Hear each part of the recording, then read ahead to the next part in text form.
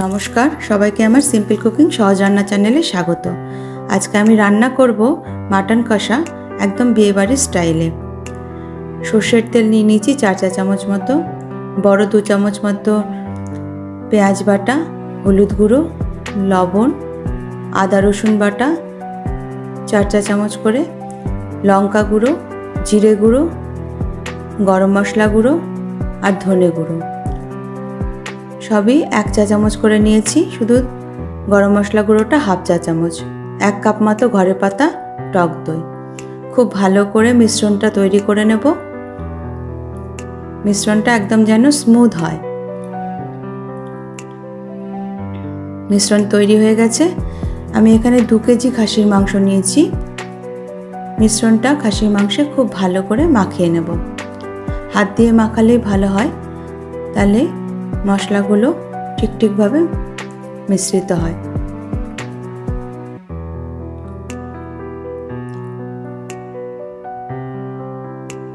মাংসটা মাখানো হয়ে গেছে। এবার এটাকে আমি আধ ঘন্টার জন্য রেস্টে রেখে দেব।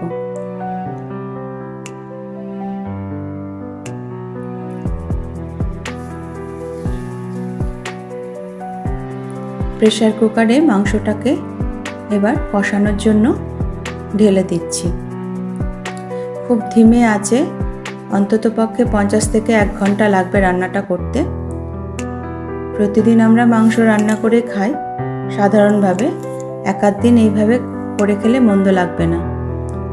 অনুষ্ঠান বাড়ির রান্না তো আর রোজ খাওয়া যাবে না, কিন্তু মাঝে মাঝে করে খেলে ভালো লাগবে। 4টে মতো টমেটো কেটে দিয়ে দিলাম, সঙ্গে দিলাম বেশ খানিকটা কাঁচা লঙ্কা। এটা এখন এখানে হতে থাকবে। আমি অপর একটা কড়াইয়ে মাংসের জন্য ফোড়ন রেডি করব।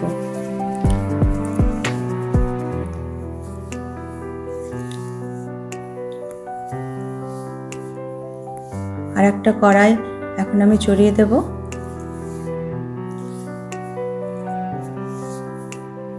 সর্ষের তেল নিয়ে নিলাম, শুকনো লঙ্কা, তেজপাতা,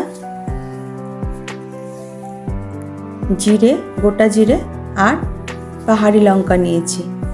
এই লঙ্কাগুলো খেতে ভীষণ ঝাল হয় আর রান্নায় একটা আলাদা টেস্ট এনে দেয়। নেপালি লঙ্কাও বলা হয়। সঙ্গে নিলাম পেঁয়াজ বাটা আর বেশ খানিকটা পেঁয়াজ কুচি। আমি এখানে 4টে পেঁয়াজ নিয়েছি।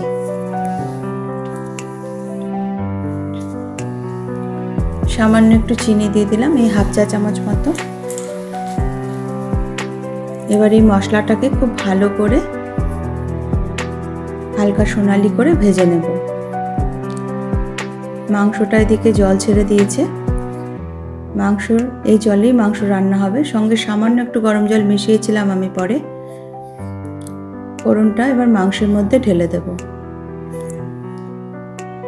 আজকের রান্নায় আমি একটু বেশি তেল ব্যবহার করেছি, রোজকার রান্নার চেয়ে একটু বেশি।